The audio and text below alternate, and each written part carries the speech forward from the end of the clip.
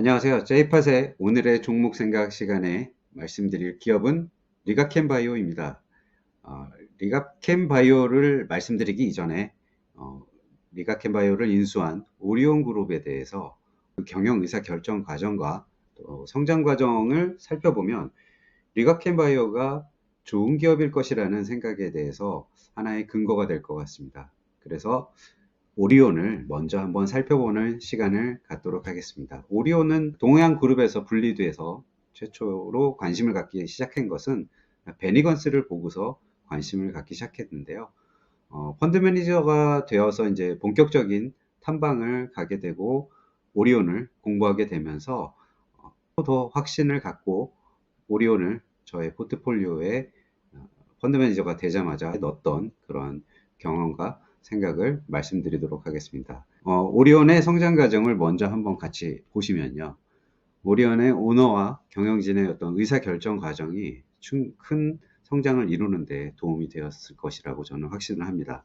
오리온은 1998년부터 2025년까지 담총경 회장과 최고 경영자들 분들께서 올바른 선택을 하면서 글로벌 기업으로 성장을 했습니다. IMF 위기 속에서도 핵심 사업을 집중적으로 구조 개편을 하면서 시가총액 수백억 원대에서 이제 6조 원 정도의 기업으로 성장을 했는데요. IMF 위기 속에서 98년에 과감한 그 사업 다각화를 하기 시작했습니다. 그 이전에는 사업 구조 조정을 했었었고요. 2000년에는 온미디어를 설립하고 메가박스를 개장하면서 미디어 극장 사업으로 진출했습니다. 2001년에 오리온 그룹이라고 이렇게 독립해서 출발을 하면서 2003년에는 동영제과에서 오리온으로 사명을 변경을 했죠. 그래서 핵심 사업 집중을 위한 어떤 과감한 구조 개편이라고 말씀을 드렸는데요. 2006년에는 바이더웨이를 네덜란드 투자회사에 1,505억 원에 매각을 했고 메가박스도 그 당시 잘 나가던 메가박스를 호주계 맥커리 펀드에 매각을 했습니다. 또 온미디어도 한창 잘 나가던 2009년에 CJ그룹에 4,345억이라는 가격에 매각을 했습니다. 라이즈온도 바른손에 매각을 하면서 베니건스도 완전히 손을 떼게 됐죠. 이렇게 오리온 그룹이 사업을 편입을 했다가 또 다시 매각하는 과정을 보면은 좋을 것 같을 때는 회사의 내부에 핵심 사업 중에 하나로 들여옵니다. 그리고 이게 성장 산업이 되거나 성숙기에 들어서면 적정한 가격에 매도를 하더라고요. 그래서 그 매각된 자금을 갖고 또 본업에 투자하고 이런 식으로 선순환하는 구조를 계속 이어갔던 걸로 보입니다. 그래서 그 자회사를 통해서 벌어들인 돈들로 해외에 초코파이 공장을 짓기 시작했죠. 중국을 이미 진출을 했는데 성공하는 모습을 보고 2006년에 또 제2공장을 짓습니다. 베트남에도 2005년에 법인을 설립하고 2006년 하노이 공장을 그리고 또 2009년에도 공장을 추가로 완공하게 됩니다. 이렇게 비제가 사업에서 확보한 자금으로 그 본업인 사업의 글로벌화를 위해서 투자를 했고 그래서 해외 시장을 적극적으로 개척을 했습니다. 이것이 굉장히 큰 저는 신의 한 수라고 생각을 하는데요. 자회사를 통해 벌어들인 그 자금을 통해서 본업을 더 키우고 확장하고 글로벌화로 진출하는 핵심 역량으로 또 핵심 사업으로 이렇게 성장하게 되었습니다. 특히 중국 법인은 2013년에 처음으로 매출 1조 원을 돌파하면서 오리온의 주가가 이때 큰 폭으로 오르기 시작을 합니다. 이런 글로벌 성공의 핵심은 이제 현지화 전략, 현지 소비자를 연구를 하고 현지 생산 체계를 갖추고 현지에서도 또 마케팅을 하고 현지의 파트너십을 갖는 철저하게 현지 중심으로 의사결정을 빠르게 전환했다라는 것이 또 하나의 성공적인 핵심 전략이라고 볼 수가 있습니다. 이런 본업으로 벌어들인 돈으로 다시 새로운 성장 산업을 위해서 생각을 또 돌려서 새로운 곳으로 투자를 확대하기 시작하는 거죠. 이런 순환적인 투자 경영 의사 결정을 하는데요. 이제 제주 용암수를 출시하면서 샘물 사업으로 식품의 사업 다각화를 시작하기 했고요. 중국 제약사와 합작회사를 설립을 했습니다. 그리고 가장 중요한 것은 2024년 1월에 5,500억을 투자하면서 레고캠 바이오, 그 당시엔 레고캠 바이오였죠. 를 인수를 하고 본격적으로 바이오 산업에 뛰어들게 됩니다. 그리고 이런 의사결정 방식은 아마도 제 생각은 담철건 회장의 경영 방식이라고 생각합니다.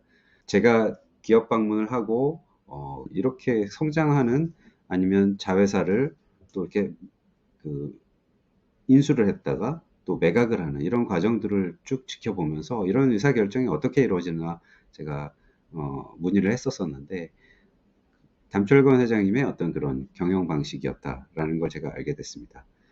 주요 사안 그런 M&A가 결정될 때는 전원 만장일치의 어떤 의사결정이 나오지 않으면 그 사업은 인수하지 않고 전원일치가 되는 경우에는 이제 그 사업을 인수하는 경우가 있었었고요. 그런 추진 방식이 굉장히 합리적이어서 예를 들면 스포츠 토토 같은 경우에는 어떤 임원이 반대를 하는 분이 한 분 딱 계셨다고 합니다. 그래서 그 반대를 하시는 분에게 대표이사 직위를 주고 그분이 경영을 하면 제대로 할 것이다라고 믿으신 거죠. 왜냐하면 나머지는 다 일치를 했는데 한 분이 반대를 하시니까 그분을 대표이사로 세웠다라는 그런 이야기도 제가 들으면서 굉장히 감동을 받았던 그런 기억이 납니다. 그것뿐만 아니라 제가 또 한 가지 굉장히 놀라웠던 거는 간소한 보고 체계, 불필요한 보고서를 축소를 하고요. 신속한 보고 체계를 갖추고 있습니다. 아마 이런 것들이 계속해서 경영 철학에 이어졌던 것으로 생각이 됩니다. 예를 들면 이것도 또 들은 이야기인데 분기 실적 보고라든지 뭐 이런 것들을 회장께 보고할 때는 포스트잇에다가 매출과 영업이익 또 순이익 그리고 간략한 사유 정도만 적어서 보고할 정도로 보고서 형식이 굉장히 한 장 이내 뭐 이렇게 간소화되어 있다는 오너십을 갖고 있는 회장이 그런 결정 방식을 사용하고 있기 때문에 그 밑에 다른 사장단들이나 뭐 C레벨급의 어떤 임원들은 그런 결정을 따를 수밖에 없고 전체적으로 간소한 의사결정을 할 수밖에 없는 합리적인 그 체계를 가지고 있다라고 보시면 될 것 같습니다. 이런 담철건 회장님의 경영 방식이 강력한 그 오너 리더십을 발휘를 해서 선제적으로 미래를 통찰력 있게 생각하고 전략적으로 결단력을 갖고 추진을 합니다. 그래서 뭐 글로벌 시장 개척도 그렇고 혁신적인 추진력도 갖고 있는데요.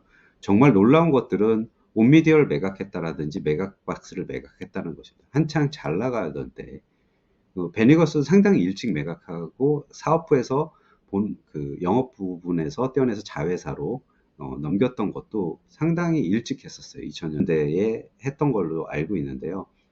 그런 흐름들을 본 거죠. 또 이렇게 인터넷의 어떤 발달 뭐 이런 걸 통해서 했는지는 모르겠지만 어쨌든 더 강력한 사업을 추진하기 위해서 자회사로 벌어들인 돈들은 빨리 회수할 수 있을 때 회수하는 그 추진력이 그리고 그 속도가 굉장히 의사결정 체계가 보고 체계가 일단 빠르다는 걸 보면 의사결정 체계가 빠르다는 걸 알 수가 있고요. 그리고 또 그렇게 전원 합의가 나올 때까지 또 토론을 한다는 거는 그 합의가 나온 이후에 잡음을 없앤다는 거죠. 그렇기 때문에 사업이 신속하고 빠르고 단합되게 추진될 수 있다라고 생각을 합니다. 이런 강단 있는 리더십과 혁신적인 추진력 때문에 오리온은 뭐 다른 그 경쟁사들보다도 강력한 승부수를 띠면서 눈에 띄는 성장 곡선을 계속해서 지속하고 있다라고 볼 수 있습니다.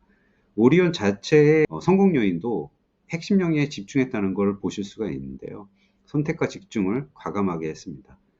제과에서도 초코파이나 이런 쪽으로 집중을 하고 꼬북칩이라든지 시장에서 어떤 브랜드 파워를 갖춘 쪽으로 집중하고요. 글로벌 확장에서도 뭐 세계 모든 나라에 진출한 게 아니라 가능성이 있는 중국, 러시아, 베트남 등 시장에 집중적으로 투자를 했다라는 게 굉장히 중요한 성공 요인이라고 생각합니다. 미래 성장 동력에 있어서도 바이오, 헬스케어 등 신규 사업 투자도 다시 준비한 것도 이런 오리온의 성장을 다시금 이어갈 수 있는 요인이 아닐까 이렇게 생각을 합니다. 그리고 오리온의 뭐 이건 지나가면서 말씀드리자면 시장 트렌드도 굉장히 그 선도를 한다라는 것도 그 신속성에 있습니다. 투자 결정, 의사 결정 과정이 굉장히 빠르기 때문에 닥터유를 하기로 했으면 닥터유로 빠르게 움직이는 그런 모습들. 어느 음식료 경쟁 그 기업들보다도 빠른 의사 결정으로 현지화를 하고 또 신성장 동력도 빠르게 발굴해서 투자를 합니다. 특히 바이오 헬스 기업에 진출한 것도 미래 성장 동력으로 빠른 결정을 하고 다른 어느 기업보다 선도적인 투자를 했다라고 생각을 합니다. 그래서 오리온의 시가총액을 보시면 제가 처음 오리온을 발견했을 때는 시가총액이 4, 500억 정도였었어요. 그리고 제가 펀드 매니저가 돼서 투자할 때만 해도 6천억 조금 넘어가는 수준이었죠. 그리고 급등하기 시작해가지고 이제 사상 최고치인 6조 원대를 돌파했었고, 지금 현재는 오리온 사업회사와 지주회사를 합산하면 5.7조 정도 됩니다. 그래서 다시 또 그 정도 최고 수준에 육박하고 있는데, 아마도 그 리가켄바이오의 성공에 의해서 시가총액은 추후에 추가로 더 증가할 거라고 생각하고 있는데요. 이것은 글로벌화, 합리적인 의사결정의 결과라고 생각을 합니다. 제가 예전에 또 들었던 이야기 중에 하나가 오리온의 그 매슬로우의 욕구 단계하고 유사하게 사업이 확장됐다라는 그런 연관 가능성에 대해서도 얘기를 들었었는데요. 제과 사업이라는 거는 아주 기초적인 생리적인 욕구죠. 생리적인 욕구에서 뭐 안전의 욕구로 올라가고 또 사회적 욕구, 존경의 욕구까지 이렇게 올라갔다고, 그리고 최종적으로 자아 실현의 욕구까지 이렇게 올라가는 단계가 매슬로우의 욕구 이론인데요. 생리적 욕구로 제과 사업을 했고 조금 더 생활이 안정화되고 우리가 조금 더 윤택한 삶을 살게 되면 가족들하고 외부에서 식사를 하고 그런 패밀리에서 가족들과 외부에서 그런 여가 생활을 같이 즐기는, 그리고 또 이렇게 집에서 같이 또 이런 여유 시간을 함께 보내는 뭐 이런 시간들에 대한 컨텐츠 같은 것들, 이런 것들이 필요하기 때문에 극장에 투자를 했고 온미디어라는 그런 케이블 채널에도 투자를 했던 걸로 알고 있습니다. 그런 사회적 욕구까지 이제 확장돼 가지고 연결이 된 거고요. 여기서 이제 또 추가적으로 향후에 뭘 할 것이냐는 것은 바이오 산업에 진출을 하면서 그런 바이오 이런 조금 더 형이상학적인 상위의 어떤 욕구 단계로, 인간의 욕구 단계로 올라간다는 것이 이런 사업 방향이 아닐까 생각이 들더라고요. 그러면서 이런 기본 욕구 충족 단계와 그리고 또 사회적 인정 단계, 혁신과 도전의 단계, 또 미래 가치의 창출 단계라고 저는 개인적으로 이렇게 이 단계들을 분석을 하면서 인간들의 어떤 발전과 함께 성장할 수 있는 사업들로 사업이 옮겨간다라는 측면에서 이런 바이오 산업의 투자는 가장 적절한 투자가 아니었나라고 생각하고 있고요.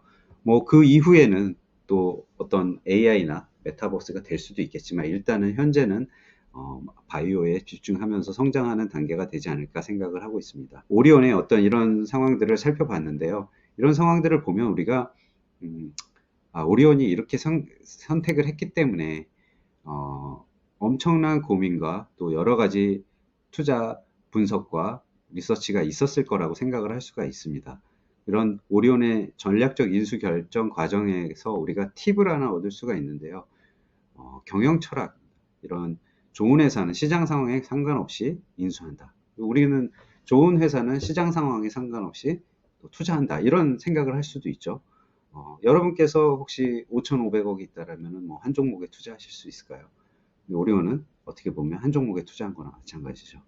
그런 원칙, 그리고 또 만장일치생, 어떤 여러 가지 의견이 있을 때, 내가 아니면 커뮤니티가 있을 때 같이 이런 종목에 대해서 공부하는 스터디 그룹이 있다. 그러면 그런 좋은 의견들이 한꺼번에 나와서 모두가 다 괜찮다라고 생각했을 때 투자할 수 있는 그런 팁도 우리가 만장일치 의사결정에서 우리가 팁을 얻을 수가 있고요.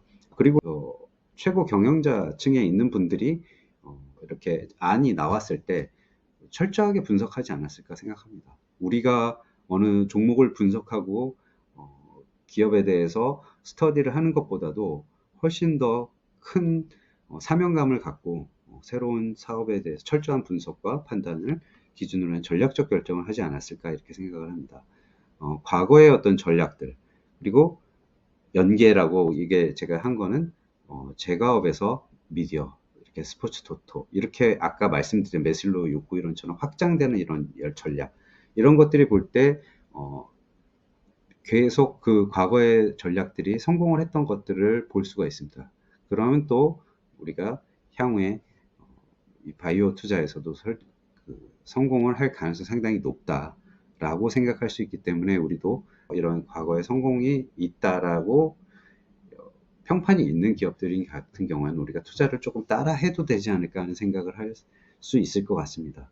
유사한 사례와 또 어떤 시장 반응을 보면은 삼성전자와 레인보우 로보틱스라고 볼 수가 있어요.